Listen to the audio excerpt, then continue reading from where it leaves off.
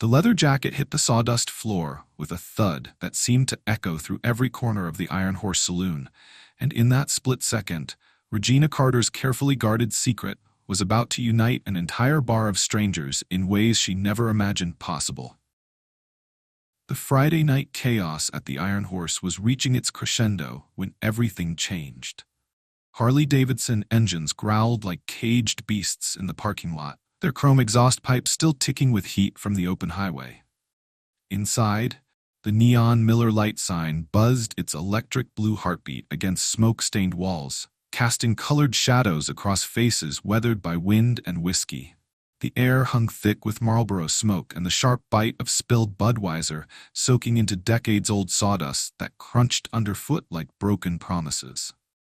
Regina sat tucked into the corner booth, her small hands wrapped protectively around a half-empty bottle of Corona, the lime wedge floating forgotten in the amber liquid. At 32, she looked younger in the dim bar lighting, her dark hair pulled back in a simple ponytail that made her seem almost fragile among the leather-clad giants surrounding her. The vintage leather jacket, Michael's old riding jacket, hung loose on her slight frame, zipped tight despite the bar's stifling heat. She'd come here seeking the same thing she always did: anonymity in chaos, a place where her grief could hide among the laughter and arguments of people who didn't know her story, where nobody would ask about the dark circles under her brown eyes or why she wore a dead man's jacket like armor. But tonight was different. Tonight, the carefully controlled atmosphere was crackling with a tension that made every patron shift uncomfortably in their seats. "You got some nerve, Martinez."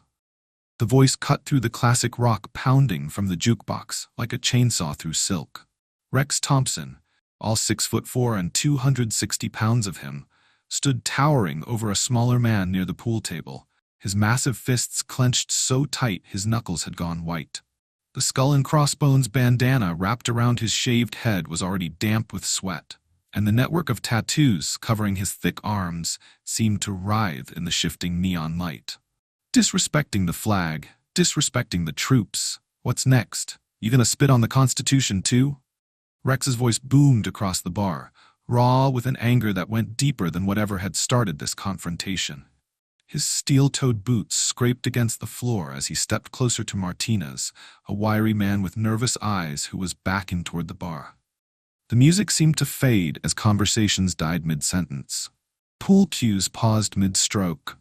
Even Jake, the bartender with 20 years of experience breaking up fights, had his hand frozen halfway to the emergency phone, calculating whether this was about to explode into something he couldn't handle.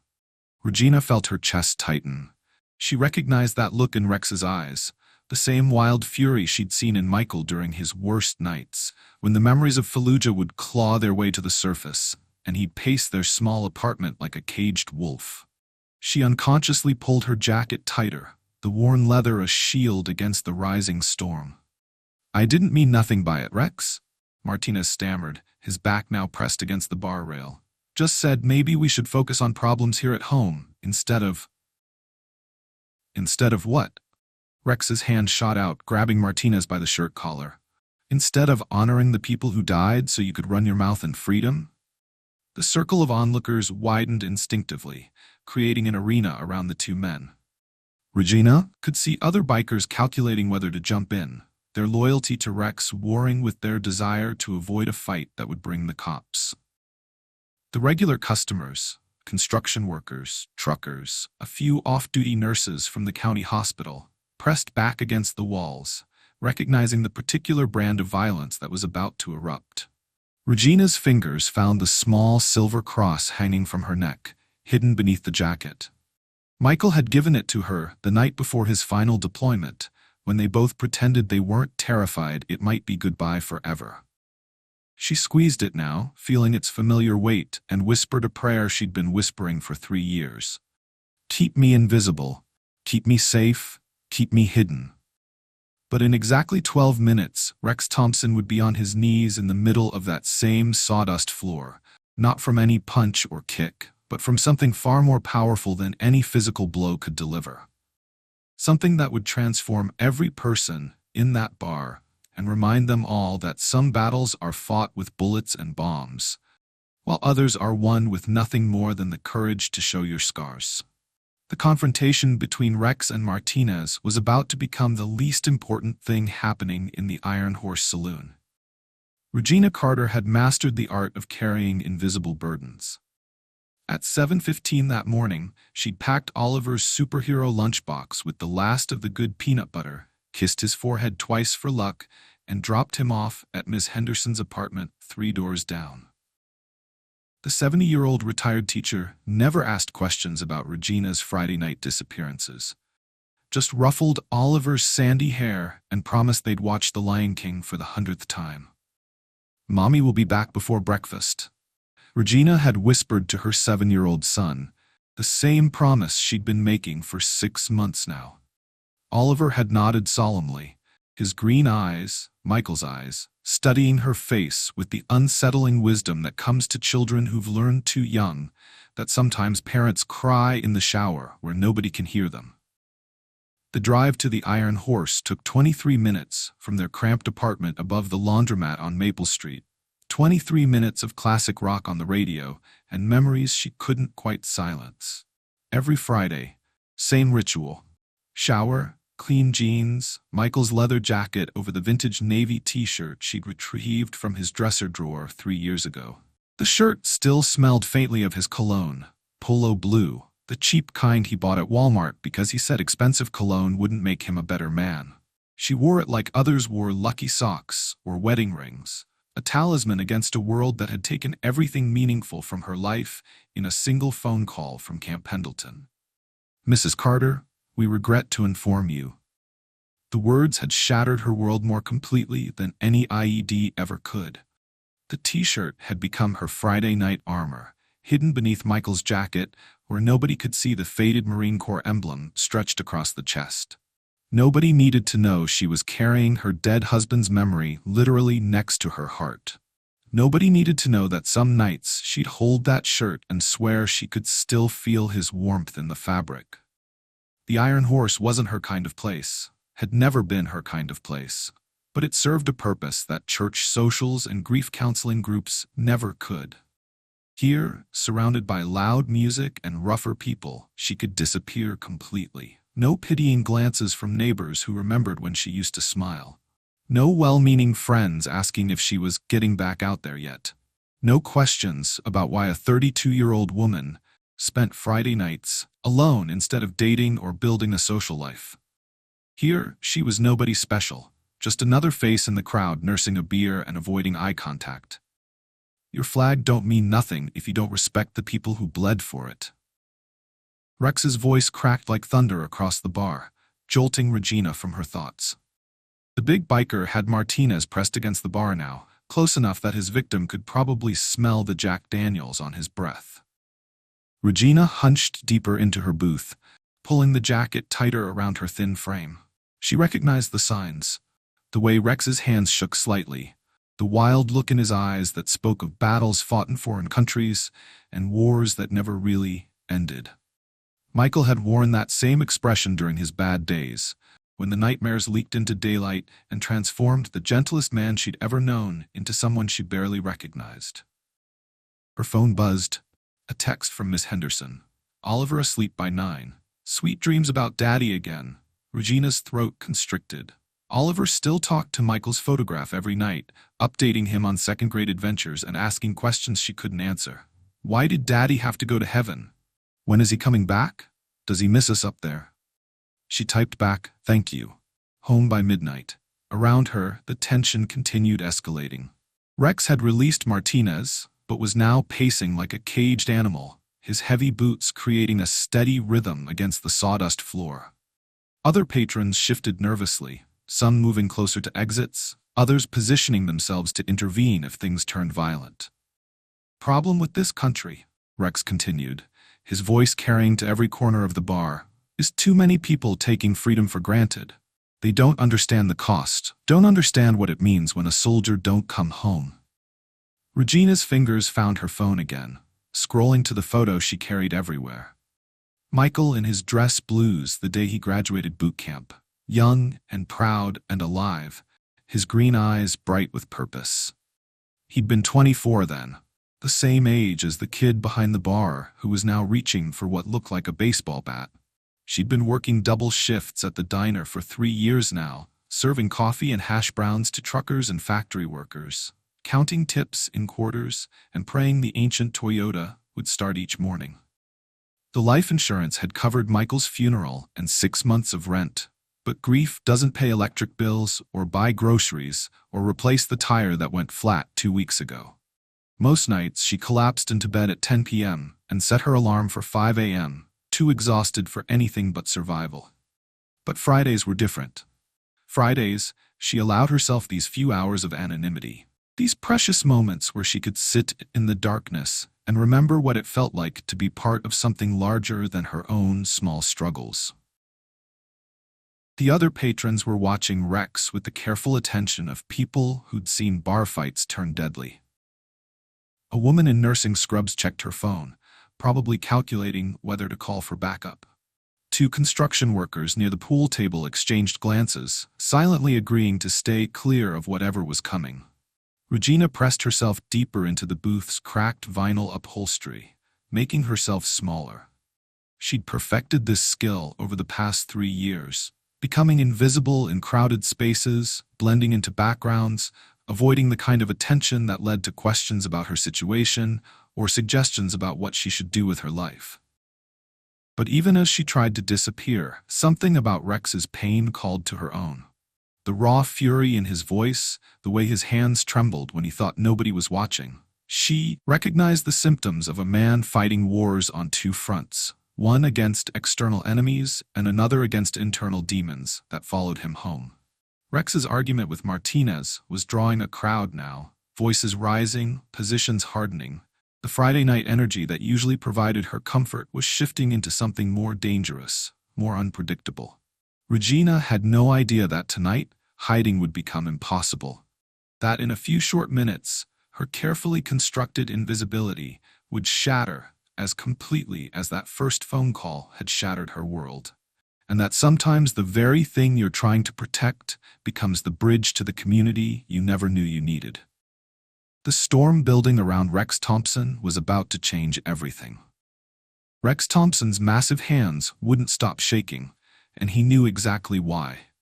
The same reason they'd been shaking for the past 8 months, ever since he'd come home from his 3rd tour in Afghanistan to find his wife had cleaned out their joint account and moved in with her personal trainer. The same reason he'd started spending his disability checks at the Iron Horse instead of paying rent on time. "You got no idea what you're talking about, Martinez," Rex growled, his voice carrying the weight of too many sleepless nights. "No clue what it's like to watch good men die for a flag while people back home treat it like a damn tablecloth."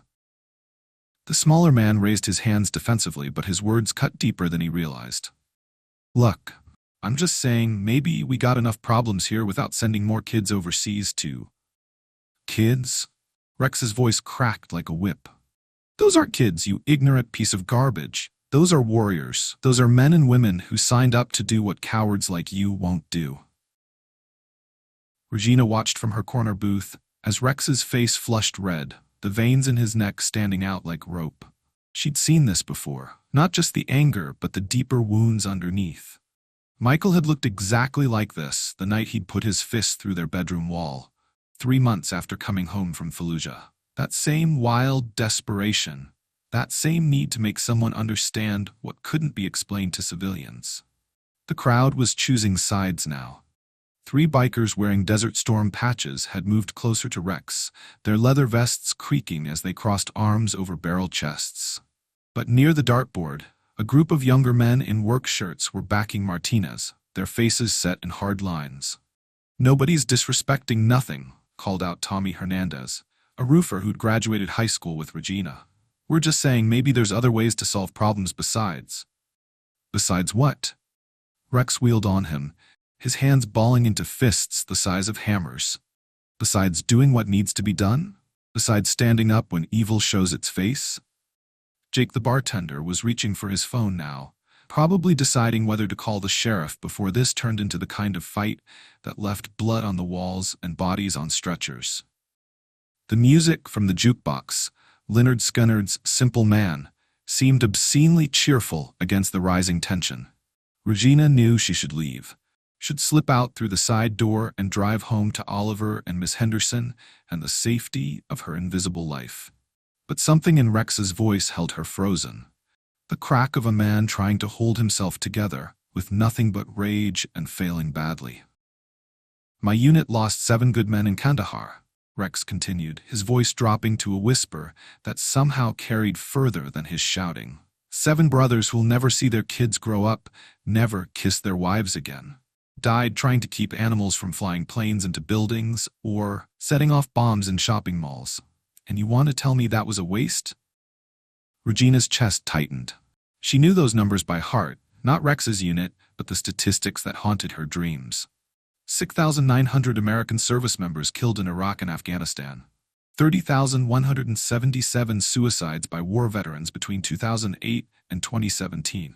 1 dead Marine husband who'd never met his son's second-grade teacher or seen him lose his first tooth. Martinez was backing toward the pool table now, his face pale. I didn't mean it like that, Rex. I got respect for the military. Just nothing. Rex lunged forward, and suddenly the careful distance everyone had been maintaining collapsed like a house of cards. Regina found herself moving before conscious thought kicked in. The same protective instincts Michael had drilled into her during those long nights when his nightmares turned into tactical training sessions. Stay low, baby. Keep your head down. If something goes bad, you get small and you get out. But instead of getting small, she was standing up, stepping between Rex and the crowd of younger men who were surging forward to help Martinez. Her body moved with a fluid grace that surprised her, angling sideways to present a smaller target, weight balanced on the balls of her feet, hands positioned for deflection rather than aggression. Hey, she said, her voice cutting through the chaos with unexpected authority. That's enough. Rex's wild eyes fixed on her, confusion mixing with fury. Lady, you need to back off. This ain't your fight. Neither is whatever war you're still fighting in your head, Regina replied quietly, her words stopping him cold. But taking it out on these people won't bring your brothers home. For a moment, the bar went completely silent. Even the jukebox seemed to pause between songs. Rex stared at her with an expression she recognized, the look of a man who'd just been seen, really seen, by someone who understood the weight he carried. Martinez used the distraction to scramble toward the exit, but Tommy Hernandez and his crew weren't backing down. Who asked you, lady? Tommy snarled. This psycho's been looking for a fight all night. I said that's enough. Regina stepped forward again, but this time Rex was turning away from his original target, his massive frame pivoting toward the new threat. His right arm swept wide in a backhanded motion meant to clear space around him, to push back against the circle of faces closing in. Regina had survived the worst day of her life when 2 Marines in dress blues knocked on her apartment door with news that shattered her world into a million irreparable pieces. She was about to discover that sometimes the best days come disguised as disasters, and sometimes the thing you're trying hardest to hide becomes the very thing that saves you. Rex's arm caught her jacket with the force of a sledgehammer, and everything Regina Carter had spent 3 years protecting was about to be revealed to a room full of strangers who would never see her the same way again.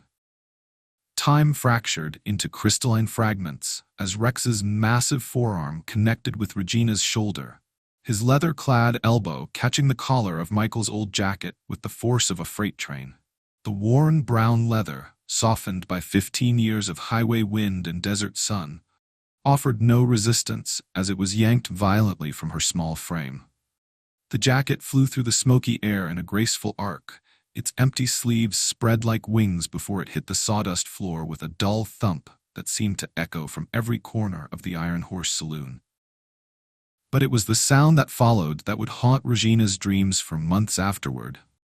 The sharp, unmistakable rip of cotton fabric as the vintage navy t-shirt, stretched thin from countless washings and 3 years of desperate clinging, tore cleanly down the front seam. Regina's hands flew to her chest in a futile attempt to hold the fabric together, but it was too late. The tear ran from collar to just below her breastbone, exposing the faded graphic that had been printed on the shirt's front 20 years earlier, before she'd even met Michael, before he'd worn it through boot camp and 2 deployments, before it had become her most treasured possession. The Marine Corps emblem blazed across her chest in vivid detail that seemed impossible after so many years. The golden eagle, wings spread in eternal flight, gripped the earth in its talons, while an anchor and rope formed an intricate pattern beneath. Above it, United States Marine Corps, curved in bold red lettering that had barely faded despite decades of wear. Below the eagle, smaller text read Camp Pendleton and 2nd Battalion 5th Marines, Michael's unit, his home, his brotherhood. But it was the personal addition that made Regina's breath catch in her throat. In the bottom right corner, hand-drawn in permanent marker that had somehow survived every washing, were the initials MC plus RP, enclosed in a lopsided heart, drawn by a 22-year-old Marine who'd been head over heels in love with a waitress from San Diego. The silence that descended on the Iron Horse was so complete it felt solid, like stepping into a vacuum chamber. The classic rock from the jukebox cut off mid-verse as if even Bon Jovi understood the gravity of what was happening. Pool balls stopped rolling. Beer bottles paused halfway to lips. Even the neon signs seemed to dim their electric buzzing in respect for the sacred moment unfolding. Regina stood frozen in the center of that silence, her dark hair framing a face that had gone white with shock and horror. Her hands clutched the torn fabric against her chest, but there was no hiding what everyone had already seen. The weight of 43 pairs of eyes pressed down on her like physical things, each gaze carrying its own recognition of what that emblem meant, what it represented, what it cost. Rex Thompson's face underwent a transformation that would have been impossible to believe if the entire bar hadn't witnessed it. The fury that had twisted his features into something almost monstrous began to dissolve, replaced by an expression of dawning comprehension and growing horror at what he had done. His massive hands, still trembling from adrenaline and rage, slowly uncurled as he stared at the emblem on Regina's chest. "Oh God," he whispered, the words barely audible in the cathedral quiet. "Oh Jesus, what did I do?" Near the pool table, a man in his 60s, with silver hair and calloused hands that spoke of a lifetime of honest work, rose slowly from his bar stool. Walt Morrison had been coming to the Iron Horse for 15 years, nursing the same 2 beers every Friday night and never talking about the 3 tours he'd done in Vietnam. But now his weathered face showed recognition, respect, and something deeper. "Semper Fi," he said quietly, his voice carrying the weight of shared brotherhood across the decades. The words hung in the air like a benediction, a prayer, a promise. Other voices began joining his, creating a low murmur that rippled through the crowd like a wave.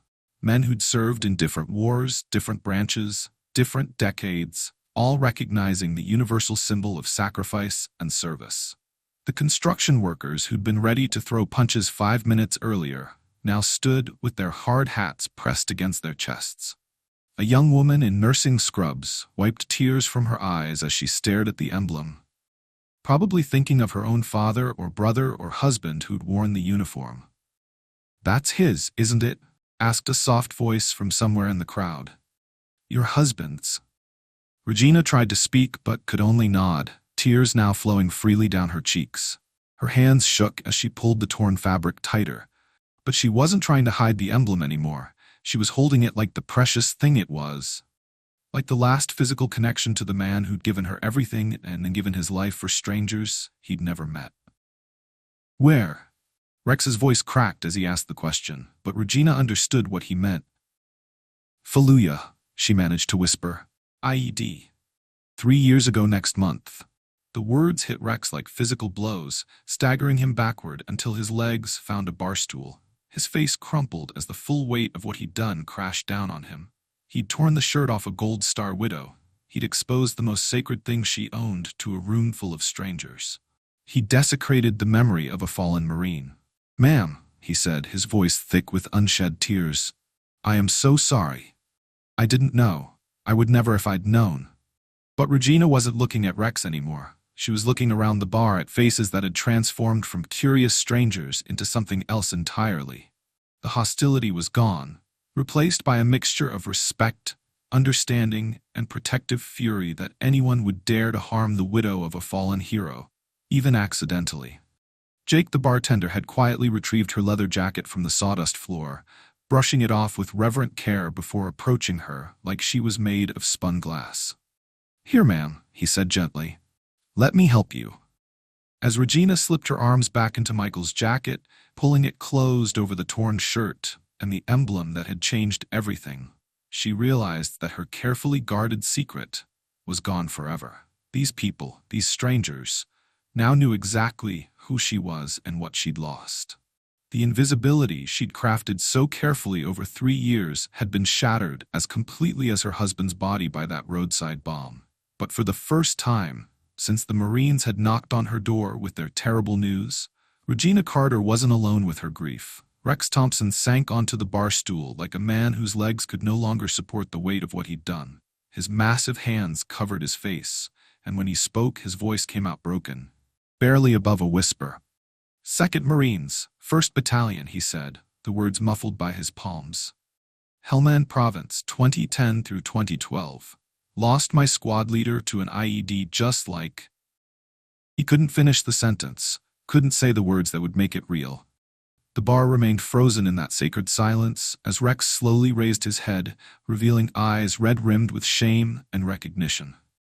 Tony Ramirez was his name. 24 years old, wife pregnant back home in Texas. We called him Pops because he was always looking out for us younger guys, making sure we wrote home, making sure we stayed human in that God-forsaken place. Walt Morrison stepped forward, his weathered face soft with understanding. "What was your MOS, son?" 0331. "Machine gunner." Rex's voice steadied slightly as he fell back into the familiar rhythm of military identification. "Did 3 tours, came home with a Purple Heart and hands that won't stop shaking. Thought I was done with all that, thought I could leave it over there." "You never leave it over there," said a quiet voice from the back of the bar. A woman in her 50s with graying hair and kind eyes stood up from a corner table. "I'm Linda Kowalski. My son Danny was Army 82nd Airborne, didn't make it home from his 2nd deployment to Iraq." One by one, others began to stand. The construction worker with the faded Army tattoo on his forearm, the trucker whose baseball cap bore the insignia of the Navy Seabees, a young woman whose boyfriend had been killed in Syria just 6 months earlier. Each face carried its own story of loss, its own connection to the sacrifice that Regina's torn shirt represented. "Ma'am," Rex said, turning to face Regina directly. His voice shook with emotion as he struggled to find words adequate for the magnitude of his mistake. "I dishonored your husband's memory tonight. I dishonored a fallen brother. There ain't no excuse for what I done, but if you'll let me, I want to make it right." Before Regina could respond, Jake appeared at her elbow carrying a clean Iron Horse t-shirt, still warm from the dryer. "Here," he said gently. "Bathroom's through that door if you want to change. Take your time." But Regina shook her head, pulling Michael's jacket tighter around the torn fabric. "No," she whispered, then cleared her throat and spoke louder. "No, I've been hiding long enough." The admission hung in the air like a confession. Regina looked around at all the faces watching her, no longer strangers, but witnesses to her pain, guardians of her secret, protectors of her husband's memory. "His name was Michael Carter," she began, her voice gaining strength with each word. "Staff Sergeant, 2nd Battalion, 5th Marines. We met when I was 19, working at a diner in Oceanside. He'd come in every Tuesday after PT, order the same thing, coffee black, scrambled eggs, wheat toast. Never said much, but he left good tips and he always said please and thank you." She paused, lost in the memory, and Walt Morrison settled onto the stool next to Rex, creating a half-circle of listeners who hung on every word. "Took him 4 months to work up the courage to ask me out," Regina continued, a sad smile crossing her face. "Turned out this big tough Marine was terrified of a 5'3" waitress with an attitude. Our first date was miniature golf. He let me win, though he claimed afterward that I beat him fair and square." Laughter rippled through the crowd, warm and respectful, the kind of laughter that honors memory rather than mocking it. "We were married 18 months later, right before his first deployment. I wore my grandmother's dress and he wore his dress blues, and I swear he was the most handsome man who ever lived." Regina's voice caught, but she pressed on. He did 2 tours, came home safe both times. We were trying for a baby, talking about buying a house, making all those plans young couples make when they think they have forever. Linda Kowalski moved closer, her maternal instincts drawing her to this young woman who carried the same wounds she'd borne for 8 years. Third deployment was supposed to be different, Regina said, tears flowing freely now, but her voice steady. Training mission, they said. Help the Iraqi forces, build schools, win hearts and minds. Safe as anything could be over there. Michael called it a milk run. Rex made a sound low in his throat, a grunt of recognition. Every soldier knew that safe deployments were myths, that danger lurked in every convoy, every patrol, every moment outside the wire. The IED was buried in a pothole on a road they'd driven 100 times, Regina continued. Remote detonated, killed Michael and his gunner instantly. The other 3 Marines in the Humvee survived, but Michael. She stopped, unable to finish. He saved them, Walt Morrison said quietly. It wasn't a question. Regina nodded. Threw himself across the seat to shield his men when he saw the flash. That's what the survivors told me. Even dying, he was still looking out for his Marines. The silence that followed was different from before. Not shocked or uncomfortable, but reverent. Sacred. The kind of silence that falls when people find themselves in the presence of something greater than themselves. "Ma'am," said a voice from the back of the crowd. A young man in his 20s with the lean build of a runner stepped forward. "My name's Carlos Martinez, no relation to the other Martinez who started all this trouble. I just got back from my first deployment in Afghanistan. I want you to know that everything we do over there, we do in honor of Marines like your husband. He didn't die for nothing." "That's right," Rex said, standing up with newfound purpose.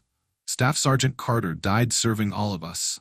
Every person in this bar, every person in this country.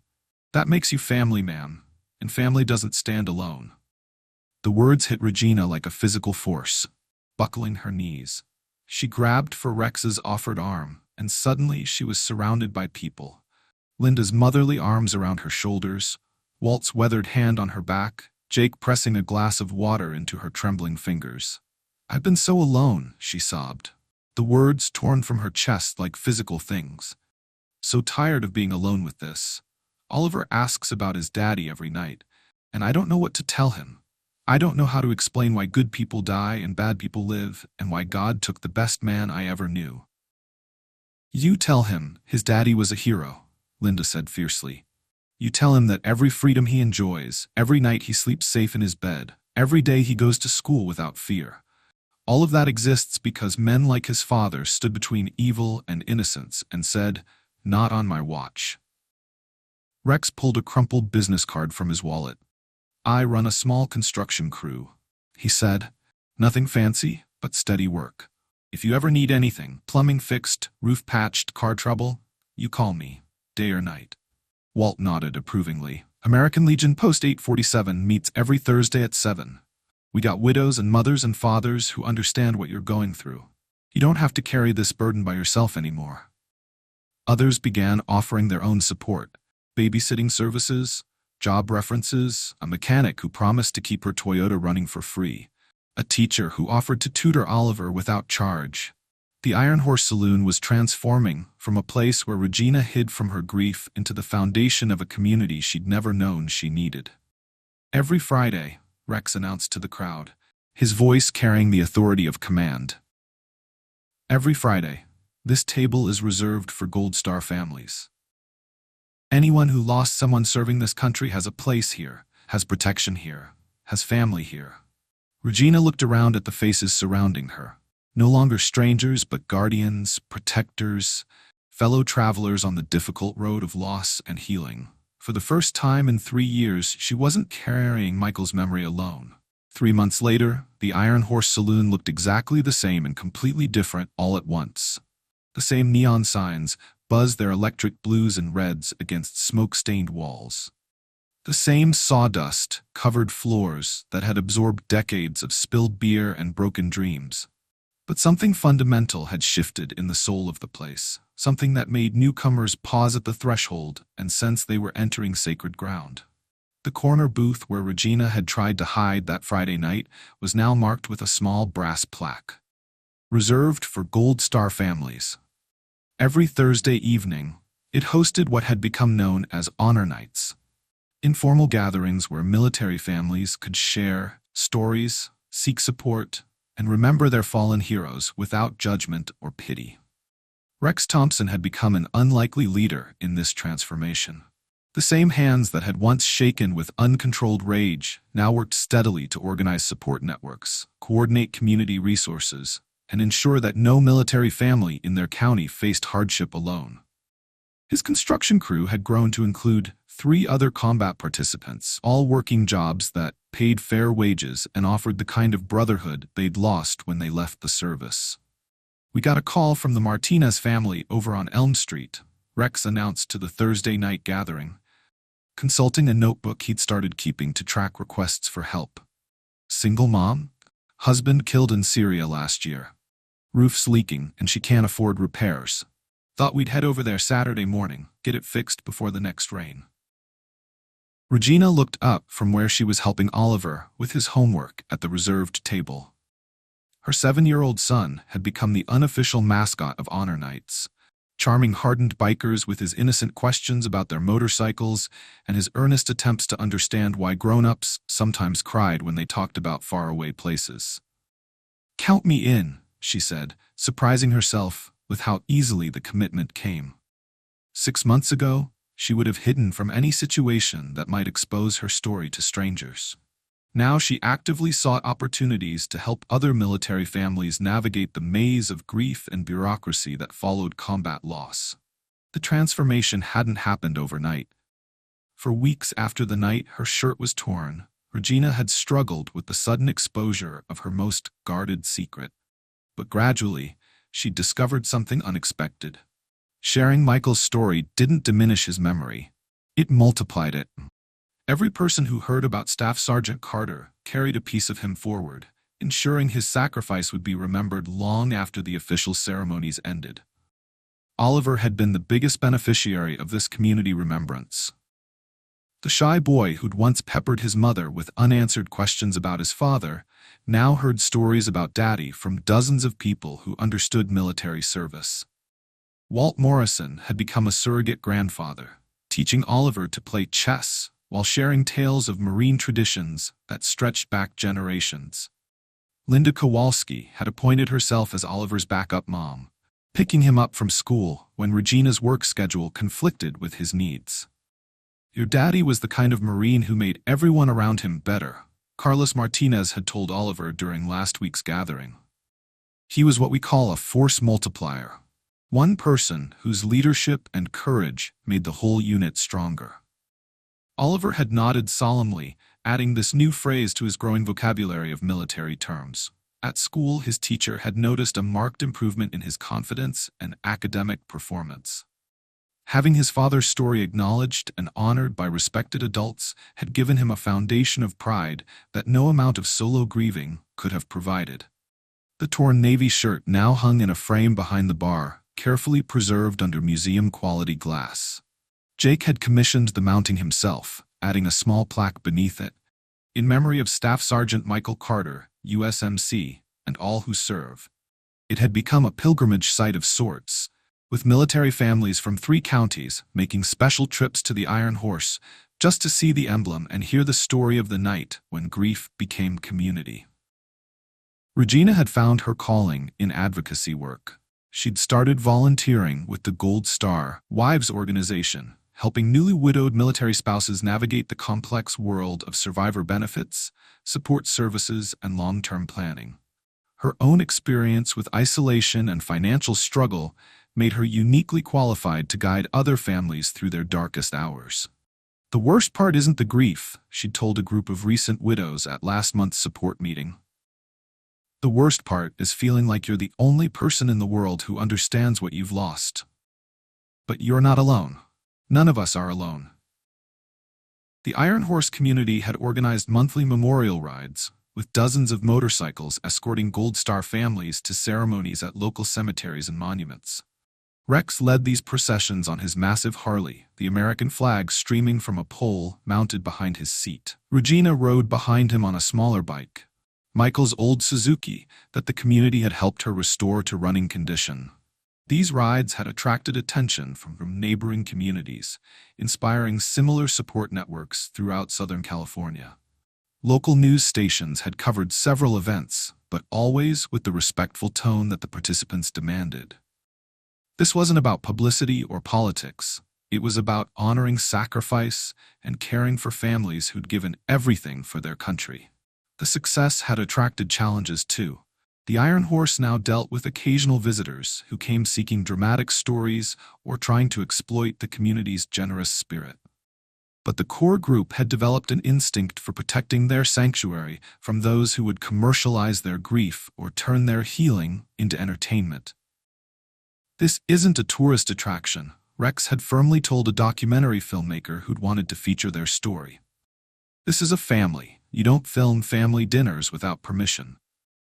As autumn deepened into winter, Regina found herself looking forward to Thursday nights with an anticipation that would have seemed impossible during those first dark months after Michael's death. The Iron Horse had become her anchor, the place where her husband's memory lived in community rather than isolation. Have you ever had a moment where strangers became family? Where an unexpected crisis revealed the depths of human compassion that exist just beneath the surface of everyday interactions? The kind of transformation that happens when people stop seeing each other as categories, biker, widow, citizen, hero, and start recognizing the shared humanity that connects every story of loss and survival. What would you do if you witnessed something like this unfolding in your own community? Would you step forward to offer support? Or would you assume someone else would handle the situation? Share your stories of unexpected community support in the comments below. Tell us about the moments when ordinary people became extraordinary. When strangers offered help without expectation of reward.